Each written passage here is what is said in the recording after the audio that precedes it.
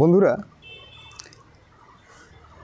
বাগানে বা ছাদ বাগানে অনেকেরই নেশা আছে যে আমার বাগানে একটা পদ্ম ফুলের সুন্দর একটা গামলা থাক, যাতে অনেক পদ্ম ফুল ফোটে। এবং পদ্ম ফুল ভারতের জাতীয় ফুল, তাই প্রত্যেকের বাগানে বা ছাদ বাগানে পদ্ম ফুল থাকা তো খুব জরুরি। তো এই যে পদ্ম ফুল, এই পদ্ম ফুলগুলো তৈরি করার সময় যখন আপনি একটা পদ্ম গাছ তৈরি করবেন, কিভাবে তৈরি করবেন? প্রথম কথা বলি, দেখবেন অনলাইনে পদ্মের বীজ কিনতে পাওয়া যায়। অ্যামাজন বা ফ্লিপকার্ট, বিভিন্ন জায়গা আছে যেখান থেকে আপনি এরকম বীজের প্যাকেট সংগ্রহ করতে পারেন। অনলাইনে এইভাবে বীজের প্যাকেট সংগ্রহ করতে পারেন, সেই বীজ থেকে আপনি পদ্মের গাছ তৈরি করতে পারেন। আদারওয়াইজ আরেকটি পদ্ধতি আছে, পুরানো পদ্ম কারো কাছে আছে, সেই গাছের যে রানার, অর্থাৎ শেকড়ের গা দিয়ে রানার ছোটে, আপনি রানারের টুকরো 1-1.5 ফুট সাইজের একটা টুকরো কেটে এনে তাকে আপনি প্রতিস্থাপন করতে পারেন, করে পদ্ম গাছ তৈরি করতে পারেন। রানার থেকে পদ্ম গাছ তৈরি করলে খুব তাড়াতাড়ি ফুল ফুটবে। বীজ থেকে তৈরি করলে ফুল ফুটতে একটু দেরি হবে, একটু সময় লাগবে, তবে ফুল ফুটবে, সুন্দরভাবে ফুটবে। কিন্তু এই যে বীজ থেকে পদ্ম গাছ তৈরি করা ভীষণ কঠিন, কারণ এই বীজগুলোর ওপরে যে কোটেড আছে, অর্থাৎ যে এই যে ওপরে একটি কভার, মোটা শক্ত কভার আছে, এটি সহজে জলে পচে না, বছরের পর বছর জলের তলায় পড়ে থাকবে, পচবে না। তার ফলে এই বীজগুলো থেকে সাধারণত গাছ তৈরি হয় না। কিন্তু এই বীজগুলো থেকে 100% গাছ তৈরি হয় খুব সহজে এবং খুব অল্প দিনে, 5-7 দিনের মধ্যেই। কিভাবে? নমস্কার, আমি প্রণব।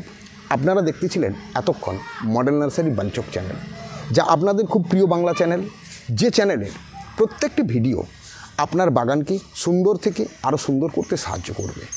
ওকে, তবে আর সময় নষ্ট না করে শুরু করছি। ধরে নিন আপনি ফ্লিপকার্ট থেকে অর্ডার দিয়েছেন, আর ফ্লিপকার্ট বা অ্যামাজন আপনাকে এই ধরনের পদ্মের বীজ পাঠিয়ে দিয়েছে। তো আপনি কী করে এই বীজটা থেকে খুব সহজে গাছ তৈরি করবেন? এর সবচেয়ে সহজ যে পদ্ধতি, সেই পদ্ধতি আমি আপনাদের সঙ্গে আজ শেয়ার করছি।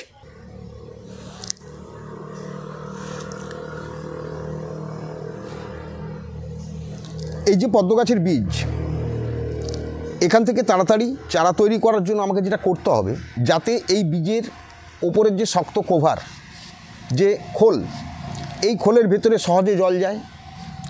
যদি সহজে জল যায়, তাহলে ভেতরে যে শ্বাস অংশ আছে সেটি ফুলে উঠবে, সেটি পচবে এবং সেখান থেকে গাছ বেরোবে। তাহলে এই উদ্দেশ্যটি তাড়াতাড়ি করতে হবে হাসিল। তাহলে কিভাবে করব?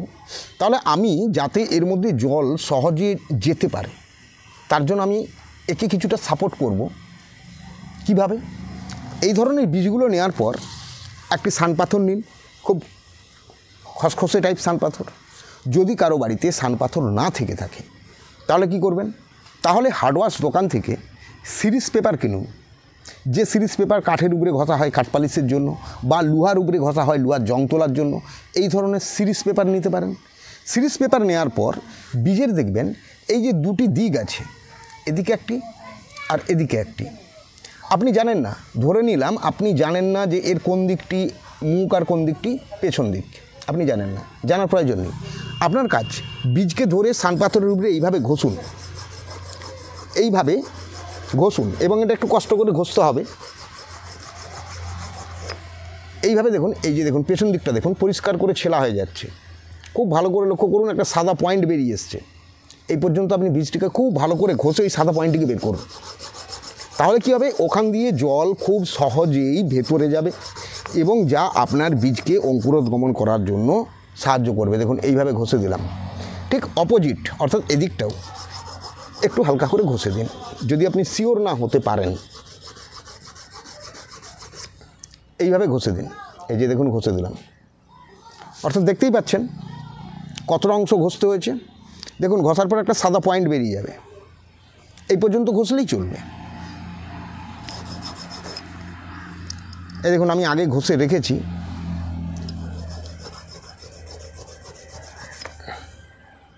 এই দেখুন সাদা পয়েন্ট বেরিয়ে গেছে। এদিকটাও ঘষুন।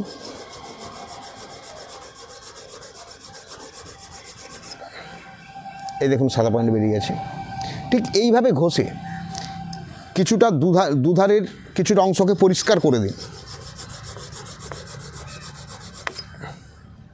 এইভাবে ঘষে দিন। প্রত্যেকটি বীজকে ধরে ধরে এইভাবে অফ টাইমে বসে বসে ঘষুন, ঘষে বীজগুলোকে ঠিক করুন। এর পরের কাজ কি? এইভাবে সমস্ত বীজগুলো খুব সুন্দর করে ঘষে নিলেন। যেমন এই যে আমি দেখিয়ে দিলাম, যে দেখুন আমি কিভাবে ঘষেছি, এই যে দেখুন খুব সুন্দরভাবে ঘষা হয়ে গেছে। এরপর আপনাকে যে কাজটি করতে হবে সেটি হচ্ছে একটি এই ধরনের পাত্র নেবেন। সেটি হতে পারে কাঁচের পাত্র, হতে পারে প্লাস্টিকের মগ বা প্লাস্টিকের ছোট বালতি, যা খুশি। আমার মেন পাত্রটি দরকার যার মধ্যে কিছুটা জল থাকবে, একদম কলের জল। এরপর আপনার ওই ঘষা বীজগুলোকে আপনি এই পাত্রের মধ্যে ফেলে দিন, জলের ভিতরে বীজগুলো ফেলুন। এইভাবে ফেলার পর আপনি দেখতে পাবেন কিছু বীজ ডুবে গেছে আর কিছু বীজ উপরে ভেসে গেছে। হ্যাঁ, ড্যামেজ বীজ থাকলে ভেসে যাওয়ার সম্ভাবনা বেশি। এই বীজটি ওপরে ভেসে গেছে, তা আমি এটাকে ধরতেই পারি যে এটি ড্যামেজ বীজ, এটি থেকে গাছ হবে না। কিন্তু ফেলে দেওয়ার প্রয়োজন নেই, যেহেতু কষ্ট করে ঘষেছেন। অতএব দেখা যাবে বীজটি মাত্র 10% ড্যামেজ হয়েছিল কি 15% ড্যামেজ হয়েছিল, ওখান থেকে গাছ বেরোতে পারে। তাই আপনি এটাকে ফেলে রাখুন, হয়তো কিছুক্ষণ পরে ওটা ডুবেও যেতে পারে। এইভাবে ফেলে রাখার পর আপনি একটি প্লেট দিয়ে পাত্রটিকে ঢেকে দিন। ঢেকে দেওয়ার পর এই পাত্রটিকে আপনি অন্ধকার জায়গায় 3 থেকে 4 দিন রাখবেন এবং প্রত্যেক দিন একবার করে পাত্রের ঢাকনা খুলবেন, বীজগুলোকে আস্তে করে এরকম হাতে তুলে নেবেন। তুলে নেওয়ার পর জলটি ফেলে দেবেন, এইভাবে জলটি ফেলে দেবেন। ফেলে দেওয়ার পর আবার বীজগুলো দেবেন, আবার তার উপরে জল দেবেন। এই প্রক্রিয়াটি 4-5 দিন চলবে। আর ঠিক এইভাবে যদি আপনি বীজগুলোকে 4-5 দিন প্রত্যেক দিন জল পাল্টে দেন, আর এইভাবে দেখবেন বীজগুলো আস্তে আস্তে ফুলে যাচ্ছে। এই যে বীজগুলো আজকে আমি ধরুন আপনাদের সামনে এইভাবে ফেললাম, ফেলার পর দেখুন 7 দিন পর আমি বীজগুলো আবার আনছি আপনাদের সামনে, যে কতটা পরিবর্তন হয়েছে। দেখুন এই বীজগুলো এইভাবে ঘষে আমি 7 দিন আগে ফেলেছিলাম এই গ্লাসের মধ্যে, আর তার 7 দিন পর বীজগুলোর মধ্যে যে পরিবর্তন হয়েছে সেই পরিবর্তনটা দেখুন। এই পরিবর্তন আপনি বীজের মধ্যে দেখতে পাচ্ছেন। 7 দিনের মধ্যে দেখুন ভেতর থেকে গাছ বেরোচ্ছে, খুব ভালো করে লক্ষ্য করুন, ভেতর থেকে গাছ বেরোচ্ছে। তো এর পরের কী কাজ? এখনও গাছ তো ঠেলে বের হয়নি, তাহলে আমি এগুলোকে পুনরায় ওই পাত্রের মধ্যেই ফেলে দেব এবং জল দেবো। জল প্রত্যেক দিন 1-2 দিন ছাড়া আমি জলটা পাল্টে দেবো। ঠিক এইভাবে এটি 7 দিন পরের দেখালাম, অর্থাৎ প্রথমে দেখালাম বীজটা ঘষার পরে জলের মধ্যে ফেলা। আফটার 7 ডেজ তার পরিবর্তন কতটা হয়েছে, কিভাবে হয়েছে আপনারা দেখতেই পাচ্ছেন এবং আমি হাতে তুলেও দেখিয়েছি। এরপর দেখাচ্ছি যে আফটার 15 ডেজ, অর্থাৎ 15 দিন পর এর থেকে কতটা পরিবর্তন হলো। দেখুন 15 দিন পর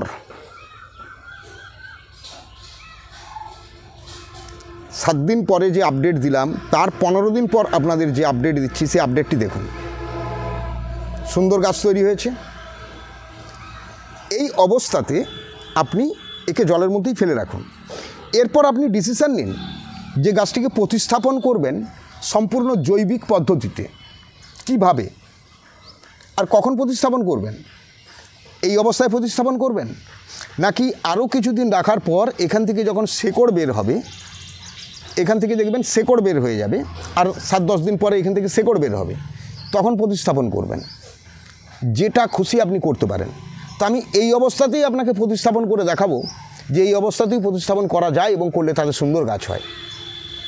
তাহলে চলুন আমরা কিভাবে জৈবিক পদ্ধতিতে এটিকে প্রতিস্থাপন করব এবং সেই প্রতিস্থাপনের জন্য কি কি জিনিসের প্রয়োজন, কি মাপের গামলা নেব, এ সমস্ত কিছু বিস্তারিত আলোচনা করছি আজকের এই ভিডিওতে। তাই ভিডিওটি কোনো রকম স্ক্রিপ্ট না করে আপনারা সম্পূর্ণ দেখুন।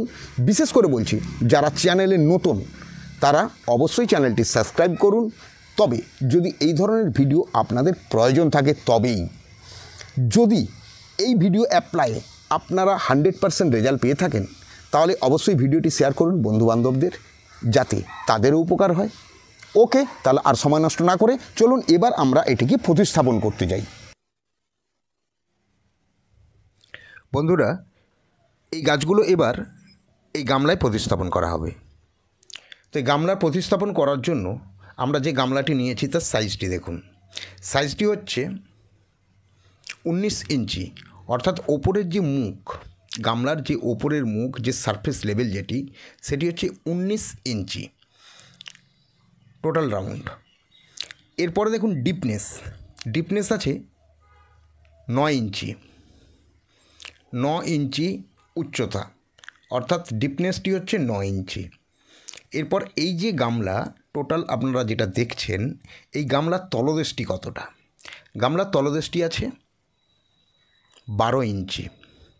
গামলার তলদেশটি আছে 12 ইঞ্চি, অর্থাৎ 12 ইঞ্চি তলদেশ, 9 ইঞ্চি উচ্চতা এবং 19 ইঞ্চি মুখের সাইজ।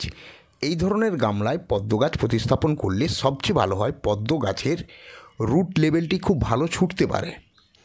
এর ফলে গাছটি খুব সুন্দরভাবে চারিয়ে এবং সুন্দরভাবে গড়ে ওঠে, তার ফলে ফুল ফোটে খুব সুন্দর।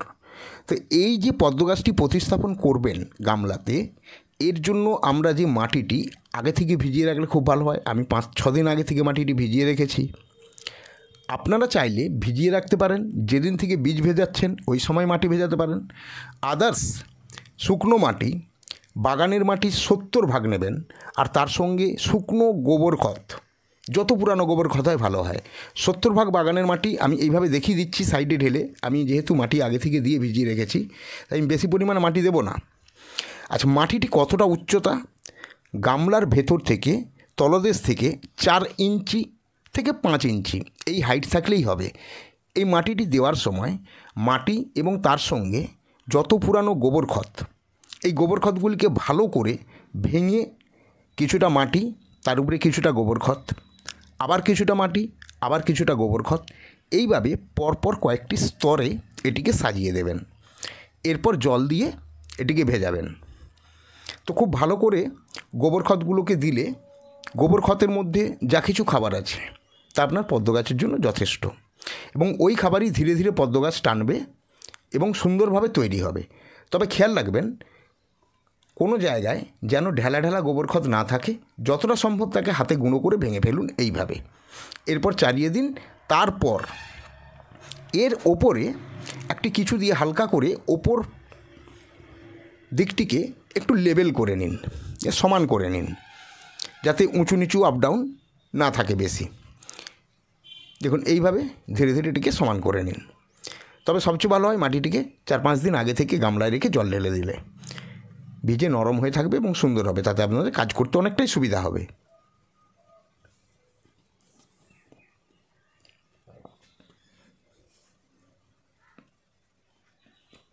এরপর অল্প পরিমাণে জল দিন, যাতে পুরোটাই ভিজে যায়। যে মাটি দিয়েছেন ভিজে বসে যাবে। অল্প পরিমাণে জল দেবেন, পরে জল আবার দেওয়া হবে। শিকড় হওয়ার পরও লাগাতে পারেন। তো যদি এই অবস্থাতেও লাগান কোনো সমস্যা নেই, এইভাবে ফেলুন বীজটিকে। তবে খুব বেশি ফেলবেন না। এই গামলায় 3টি বীজ সবচেয়ে ভালো হয়।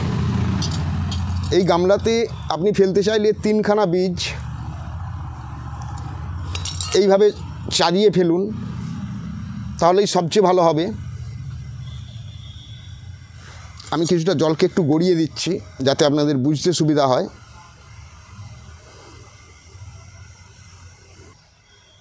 এই ধরনের গামলায় 3টি মাত্র বীজ প্রতিস্থাপন করুন। দেখুন এই যে বীজ, এই ফেলে দিলাম। নেক্সট আর একটা আমি দেখাচ্ছি কীভাবে ফেলবো। এই ধারে একটি গর্ত করলাম সামান্য, এই ফেলে দিলাম। আপনারা হয়তো চিন্তা করছেন যে এই যে বীজের যে এই যে মুখগুলো, এগুলো তো মাটির তলায় চাপা পড়ে যাবে। চাপা পড়ে গেলে গাছটি হয়তো হবে না। না, 100% গাছ হবে, কোনো সমস্যা নেই। আরামসে আপনি চাপা দিয়ে দিন, এইভাবে চাপা দিয়ে দিন হালকা।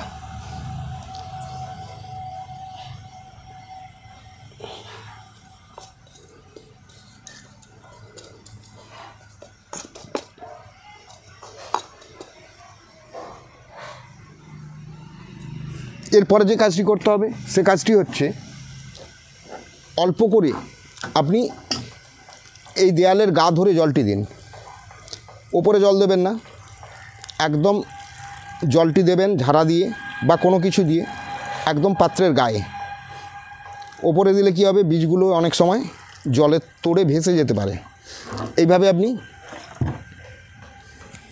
অল্প পরিমাণে জল দিলেন। টোটাল মাটির হাইট 4 ইঞ্চি, অর্থাৎ তলদেশ থেকে 4 থেকে 5 ইঞ্চি মাটি দিয়েছেন। তারপর আপনি বীজ রোপণ করেছেন। এরপর বীজগুলো লাগানোর পরে আপনি এর উপরে প্রথমে জল দেবেন 4 থেকে 5 ইঞ্চি, অর্থাৎ এই লেভেল অবধি আপনি জল পূর্ণ করতে পারেন। 4 থেকে 5 ইঞ্চি অবধি আপনি জল দিতে পারেন। তো প্রথমে অল্প দিলেও চলবে, পরে জল বাড়াতে পারেন, তাতেও কোনো সমস্যা নেই।